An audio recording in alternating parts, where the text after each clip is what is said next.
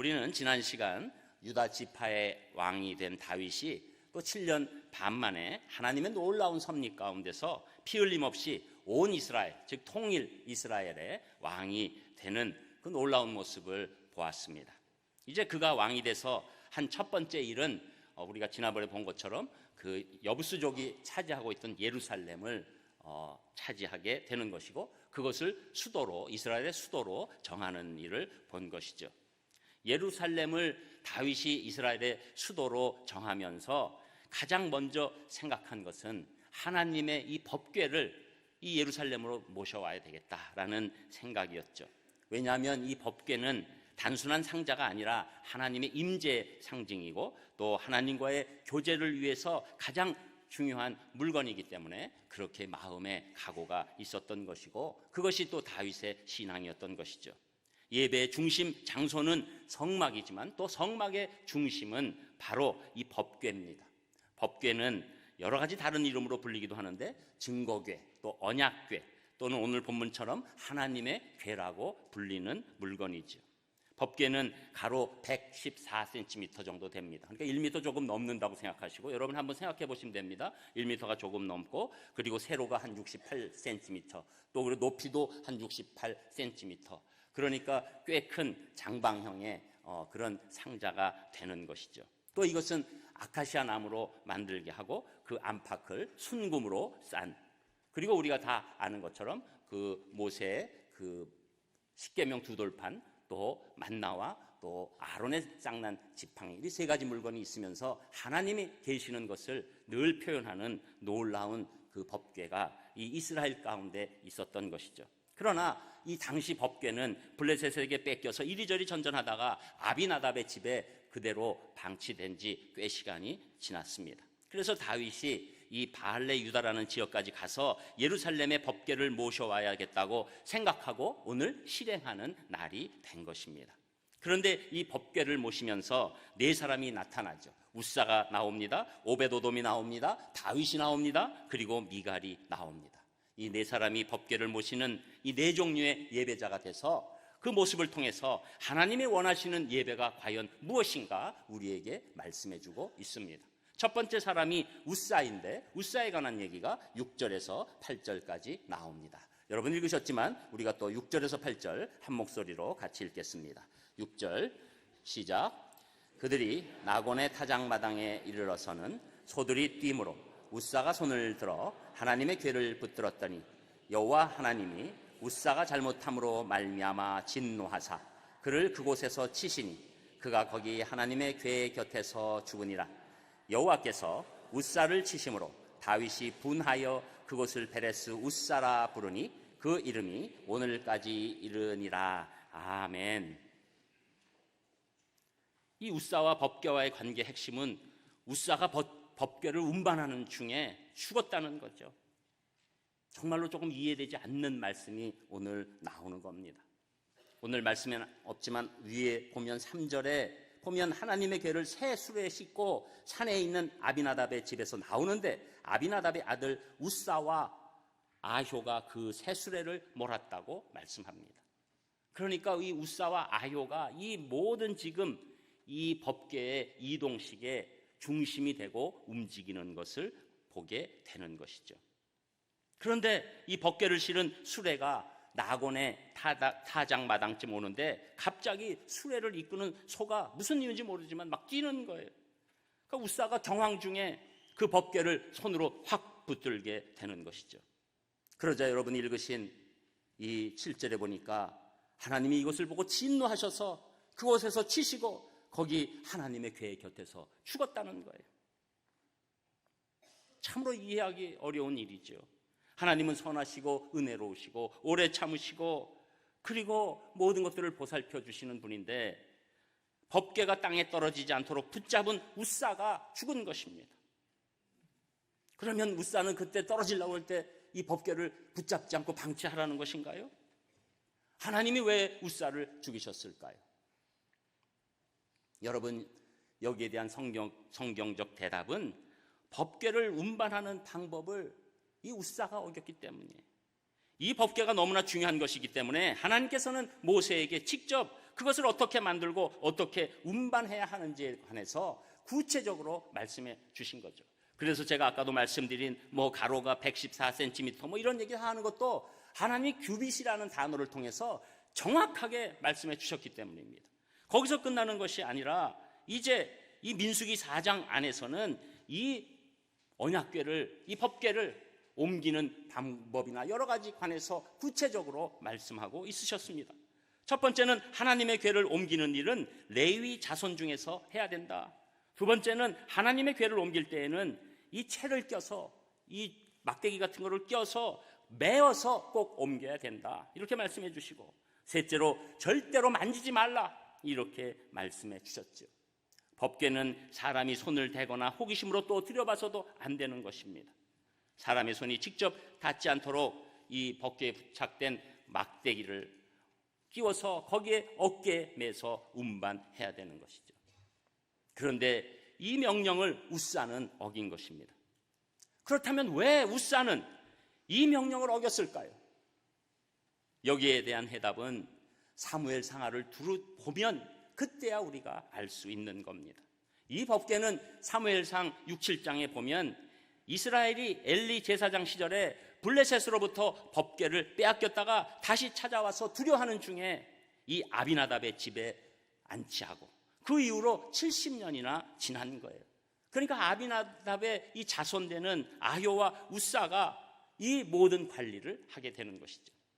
법궤를 통해서 엄청난 일을 경험한 이스라엘 백성으로서는 법궤가 굉장히 하나님의 상징이요, 두려운 존재이지만 굉장히 높이는 존재가 되지요. 그러니까 이 우사와 아효가 이 법궤를 관리하는 데 있어서 자기도 모르게 사람들의 경배를 받게 되고 사람들에게 이 모든 그런 그 영광과 특권을 받으면서 자기도 모르게 그 안에 마음에 이 모든 것에 관한 교만이 싹트고 있었다는 것이죠. 그래서 사실은 이 우사와 아효는 이미 하나님의 말씀 다 알고 있었어도 점점 그 말씀이 무뎌지기 시작하고, 이 지금 다윗을 통해서 진행되는 이 법궤 이동식도 우사와 아효의 기획이다, 이렇게 보게 되는 것이죠. 그러니까 추측하건대 다윗도 이들 제안에 뭐라고 반론을 얘기할 수 없을 정도로 강력한 교권의 힘이 있었던 것이죠. 그래서 레위인이 메어야 하는 운반의 원칙을 깨고 이들이 3만 명이나 모인 상황에서 새롭게 아주 대단한 치장을 한 수레에 이 법궤를 얹어놓고 맨 앞에서는 아효가 쓰고 뒤에서는 우사가, 이 두 형제가 자기들의 모습을 완전히 드러나는 그런 모습으로 움직이기 시작했다는 것이죠. 그런데 나곤의 타작마당에 이르러서 갑자기 소들이 뛰니까 법궤가 넘어질까 봐 이 우사가 손으로 붙잡은 것이죠. 그런데 여기서 붙잡는다는 말의 히브리의 이 아하즈라는 뜻은 이 붙잡아서 자기가 갖는다는 그 의미를 갖고 있는 거예요. 소유 개념이에요. 법궤는 하나님의 상징이고 예배를 통해서 하나님께를 높이는 법궤인데, 이제는 그 세월이 지나면서 법궤가 자기 소유물인 것으로 착각하기 시작했다는 겁니다. 여러분, 여기서 이 우사가 이 엄청난 일을 당하게 된 이유가 되는 것이고, 이것이 하나님의 진노를 받은 이유가 되는 것이죠. 여러분, 우리의 예배도 마찬가지입니다. 예배의 유일한 대상은 하나님 한 분이신 줄 믿습니다. 여러분, 예배에서 제일 조심해야 될 것은 사람이 높아지는 예배를 드릴 때 그때 그 예배는 하나님이 기뻐하시지 않는 정도가 아니라 매우 불쾌하게 여기시는 그런 예배가 되는 것이죠. 여러분, 이것이 지금 요 사이도 이런 일들이 일어나서 정말로 조심해야 될 사람이 누굽니까?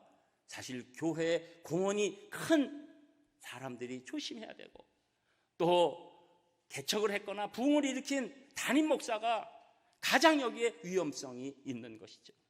처음에는 헌신이 있었죠.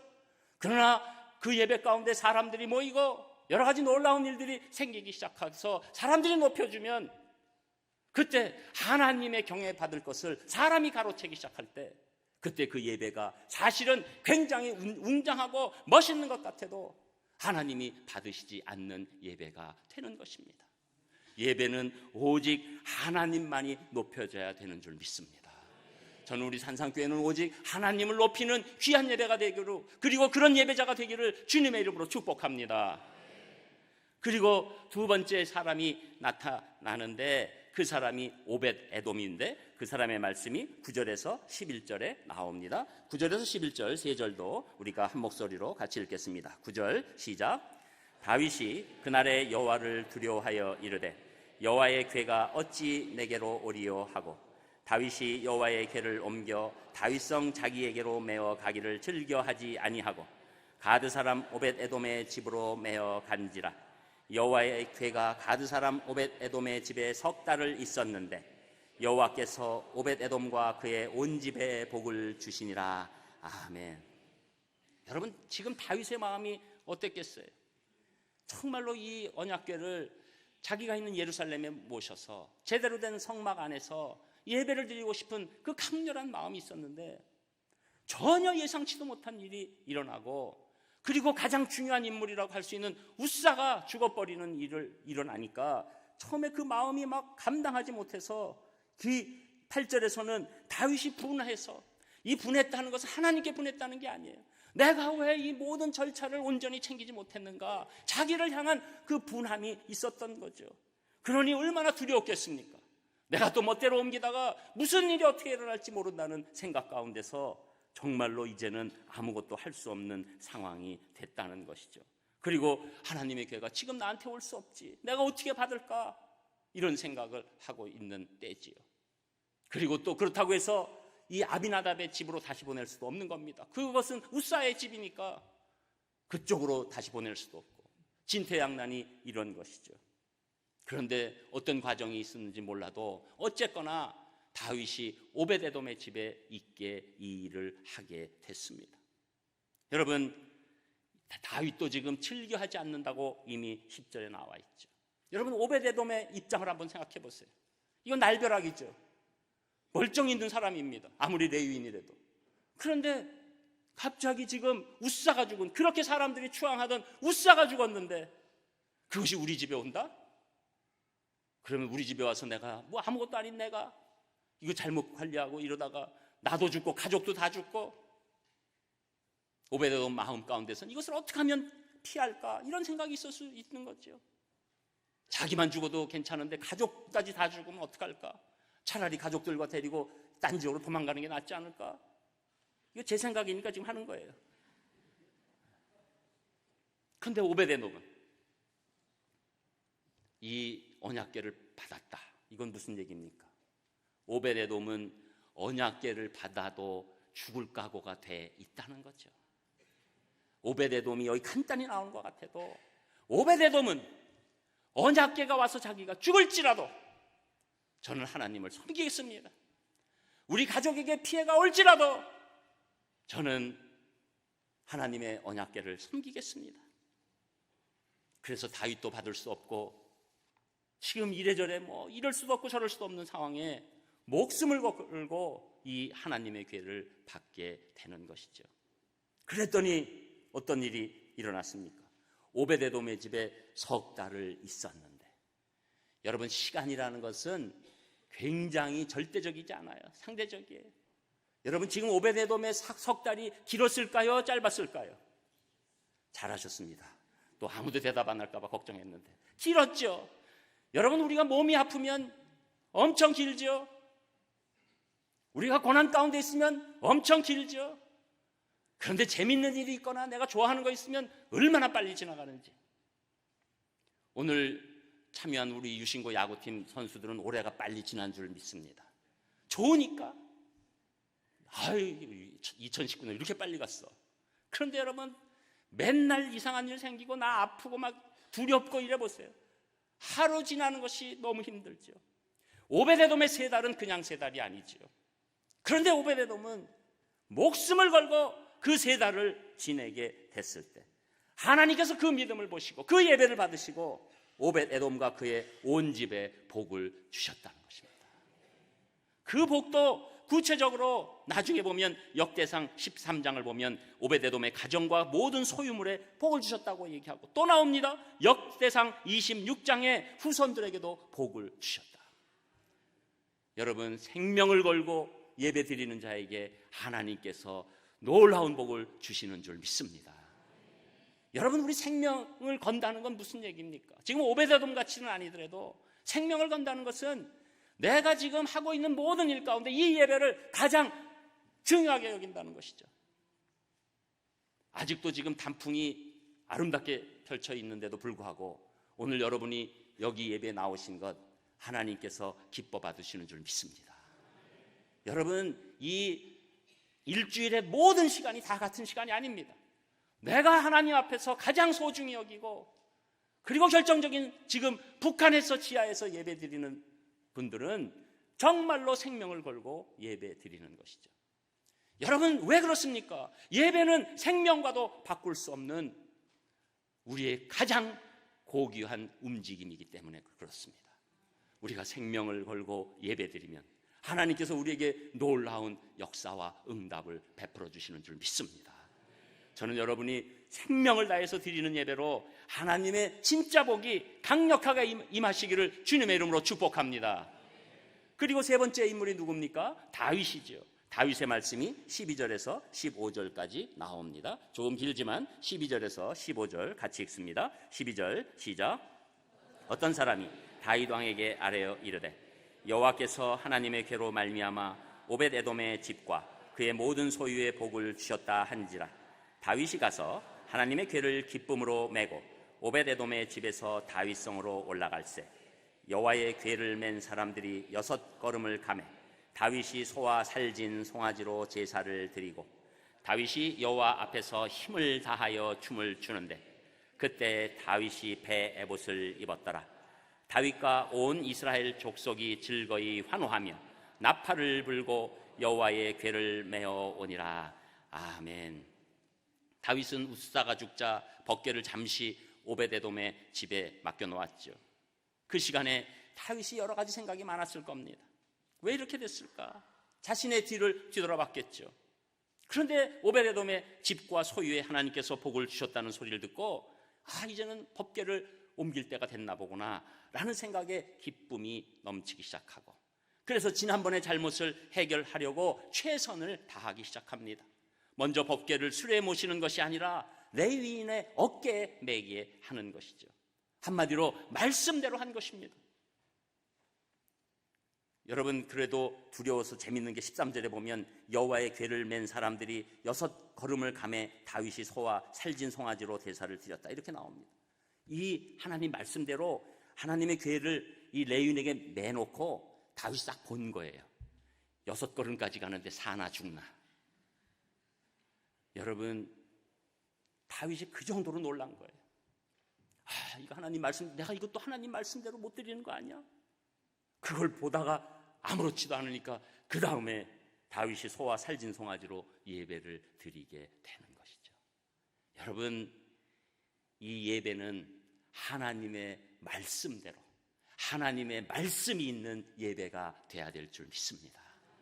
여러분, 하나님의 말씀이 이 잘못하면 예배 설교에 그냥 액세서리처럼 하나 살짝 붙이고 넘어가는 일이 되기 쉬워요. 세상 얘기 다 하다가 하나님 말씀 하나 싹 얹고 설교라고 할 수 있어요. 또 어떤 성도님들은 그것을 굉장한 지혜를 얻었다 이렇게 생각할 수도 있을지 몰라요. 그러나 여러분, 우리가 하나님의 말씀을 우리가 나누고 받다가 성도님들이 졸려서 기절하고 쓰러지는 한이 있더라도 우리는 끝까지 하나님 말씀 안에서 예배를 드려야 될 줄 믿습니다. 하나님의 말씀이 임해야 돼요. 사람의 말이 임하는 것이 아닙니다. 하나님의 말씀대로 우리가 예배를 드릴 때 그때 하나님이 그 말씀 안에서 성령님의 역사로 우리의 심령을 바꿔주시는 줄 믿습니다. 그래서 예수님께서도 예배의 가장 중요한 말씀 요한복음 4장 24절에 하나님은 영이시니 예배하는 자가 영과 진리로 예배할지니라. 여기서 영과 진리에서 진리가 무엇입니까? 하나님의 말씀입니다.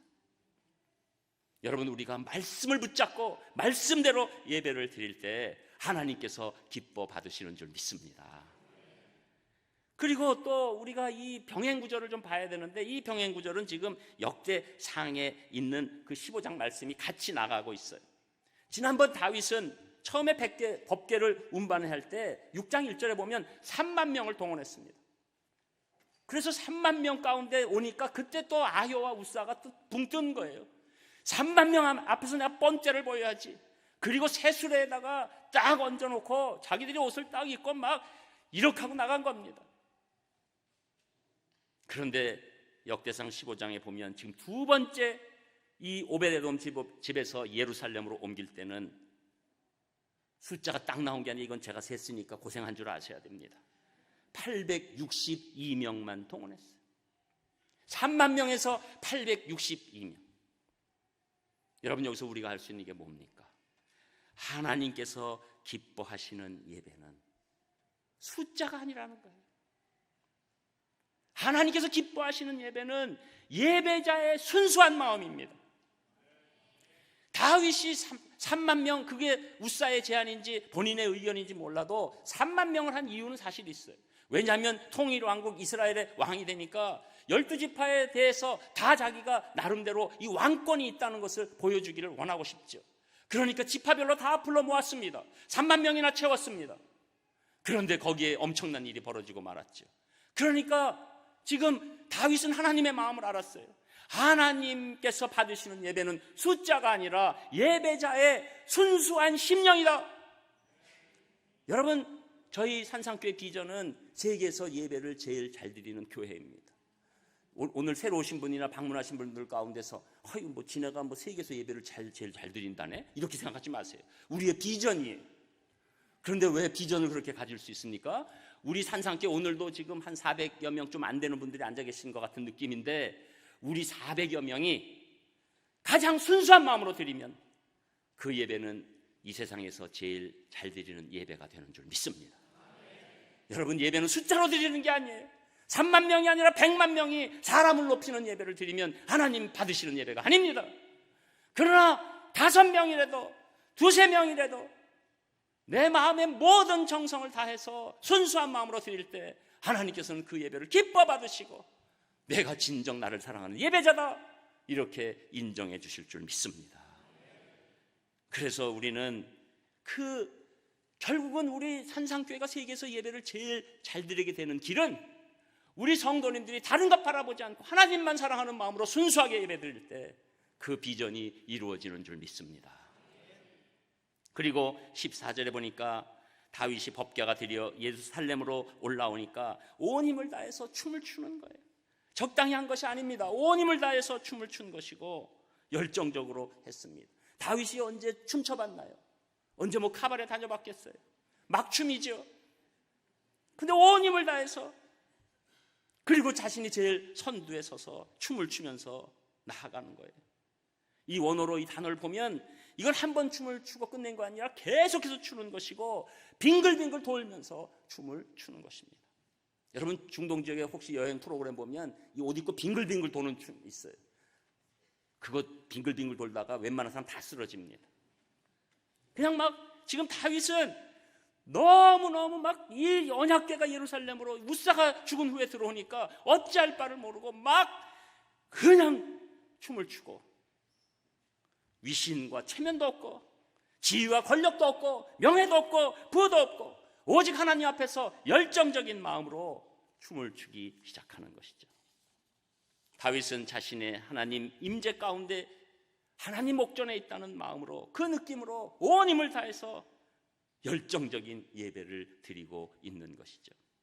하나님이 기뻐하시는 예배는 우리가 힘과 능을 다하여 드리는 열정적인 예배인 줄 믿습니다. 이것이 여러분 소리만 크게 내고 이런다는 춤만 춰야 되고 이러는 의미가 아니에요. 이 마음에 뜨거움으로 하나님께 드리는 예배가 있어야 한다는 것이죠. 저는 우리 오늘도 산상의 성도님들 춤 안 추고 목소리 크게 내지 못할지라도 여러분 안에 강력한 하나님을 사랑하는 열정이 있으시기를 주님의 이름으로 축복합니다. 그리고 이 말씀 가운데 보면 24절에 춤을 추는데 이스라엘의 왕인 다윗이 이 배 에봇을 입었다고 얘기해요. 이건 무슨 얘기냐면 왕복을 벗었고 지금 예배자들이 입는 배 에봇을 입었다는 거예요. 다윗은 지금 왕으로서 예배드리는 게 아닙니다. 우주 만물의 왕이신 분은 오직 하나님 한 분이시기 때문에 저도 똑같이 예배자처럼 배 에봇을 입습니다. 하나님 앞에서 겸손히 드리는 예배가 되는 것이죠. 여러분, 겸손한 예배자는 하나님의 인도하심과 처분을 다 수용하고 순종합니다. 그러나 겸손이 없으면 자기가 하나님을 움직일 수 있다고 착각하게 되는 것이죠. 저는 여러분 오늘도 겸손히 드리는 예배자들 되시기를 축복합니다. 그리고 끝으로 15절에 보니까 이제 다윗과 온 이스라엘 족속이 즐거워 환호하면서 나팔을 불고 하나님의 궤를 메올 때 완전히 축제가 되는 것이죠. 온 나라가 지금 기뻐하는 것입니다. 여러분, 주일은 한 주일 가운데서도 가장 기쁜 날인 줄 믿습니다. 우리 심령이 하나님의 은혜와 구원으로 인해서 가장 기쁘게 뛰노는 놀라운 날인 줄 믿습니다. 그래서 이 다윗의 장막에 안치되는 과정 가운데서 이 하나님이 받으시는 놀라운 예배를 두 번째 이동 가운데서는 하나님께 드리게 된 것이죠. 근데 여기서 끝났으면 좋았는데 안타까운 한 사람이 16절에 나오는데 그 사람이 미갈입니다. 16절의 말씀 우리 같이 읽겠습니다. 16절 시작. 여호와의 궤가 다윗성으로 들어올 때 사울의 딸 미갈이 창으로 내다보다가 다윗 왕이 여호와 앞에서 뛰놀며 춤추는 것을 보고 심중에 그를 업신여기니라. 아멘. 하나님의 궤가 다윗성으로 들어오니까 사울이 다윗이 춤을 추고 말할 수 없는 일이 일어날 때 사울의 딸 미갈이 창으로 그것을 본 것이었어요. 미갈은 다윗의 첫 번째 아내이면서 사울 왕의 딸입니다. 미갈은 사울이 다윗을 전쟁터로 보내면서 블레셋 사람들을 죽이고 오면 딸을 주겠다고 해서 전쟁에 승리하고 얻은 아내가 되지요. 그러나 사울은 다윗을 미워하기 때문에 결국 이 다윗에게 준 아내 미갈까지 뺏어서 발디라는 사람에게 준 그런 일이 일어났고 거의 부부 생활을 할 수 없는 상황에 이르는 사이였습니다. 그러나 다윗은 다 하나님 허락하신 일로 알고 유다 족속의 왕이 되면서 이 미갈을 찾아오게 되지요. 그리고 다윗은 이런저런 일 가운데서도 미갈을 평생 버리지 않고 하나님이 주셨다고 믿고 그 삶을 살았죠. 그런데 안타깝게도 미갈에게는 이 다윗 같은 믿음이 없었던 겁니다. 다윗이 법궤를 메고 오자 막 춤을 추면서 20절에 보면 결국 몸이 드러났다. 춤추다 보면 너무 격하게 추니까 이 몸이 다 나온 거예요. 배꼽이 나왔는지 어디가 나온지 모르겠어요. 그러니까 그걸 보고 미갈이 심중에 아니 왕의 채통이 있지 어떻게 저렇게 사람들 앞에서 춤을 추고 저래가지고 어떻게 왕의 위험 있는 역할을 할까, 이렇게 업신여기기 시작했다는 것이죠. 여러분, 여기 미갈은 하나님보다 사람의 체면을 더 중하게 생각했어요. 미갈도 이스라엘 법궤가 이 천신만고 끝에 들어왔다면 같이 기뻐해야 할 일인데 미갈의 눈에는 온전한 예배자의 모습이 아니기 때문에 사람의 눈으로만 보게 되는 것이고 예배는 하나님 앞에서 드려야 되는 것인데 미갈의 눈에는 사람의 앞에서 드리는 예배가 된 것입니다. 여러분, 우리가 찬양을 할 때 하나님 앞에서 드리면 진정한 찬송이 되지만 사람 앞에서 드리면 공연으로 바뀌게 되는 것입니다. 여러분, 오늘 하나님 앞에서 제가 말씀을 준비하고 두려운 마음으로 전하면 말씀 설교가 되지만 그게 아니가 사람 앞에서 내 능력을 발휘하고 내 성경 실력을 발휘하는 쪽으로 나가면 강연으로 추락하게 되는 것입니다. 여러분, 하나님께서 원하시는 예배는 하나님이 지금 내 앞에 계시다는 것을 믿고 드리는 예배인 줄 믿습니다. 여러분, 오늘 이 말씀 가운데서 이렇게 쫙쫙쫙쫙 진행되는데 이 제가 정리해 보니까 하나님이 원하시는 예배 8가지라는 것을 알게 됐어요. 제가 쭉 지나갔으니까 여러분 기억하시면 천재 수준이죠. 그래서 살짝 정리해드리면, 여러분 우리 교회가 팔자 좋아하는 거 아시죠?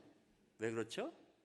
산상교회고, 산상수훈의 의미로 산상교회인데, 산상교회 건물이 지금 팔각인데, 그것은 팔복을 의미해서 우리가 팔을 중국 사람이라서 중국 분들이라서 좋아하는 게 아니라, 그런데 오늘도 또 팔이 돼서 갖다 맞추는 것 같아서 죄송하지만 8개의 이 예배자의 태도를 말씀하고 있습니다. 첫 번째로 하나님만을 높이는 예배, 두 번째로 생명을 다해서 드리는 예배, 세 번째로 말씀대로 드리는 예배, 네 번째로 순수함으로 드리는 예배, 다섯 번째 열정적인 예배, 여섯 번째 겸손히 드리는 예배, 일곱 번째 하나님만을 기뻐하는 예배, 여덟 번째 하나님 앞에서 드리는 예배. 저는 여러분들이 이런 예배자 되시기를 주님의 이름으로 축복합니다. 기도하겠습니다. 하나님, 모든 감사를 드립니다. 저희들 진정한 예배자로 서서 하나님 기쁘시게 해드릴 수 있도록 인도하여 주시고, 그래서 하나님 살아계심과 인도하심과 응답하심을 체험할 수 있도록 함께하여 주시옵소서. 예수님 이름으로 기도합니다. 아멘. 나의 평생에 단 한 가지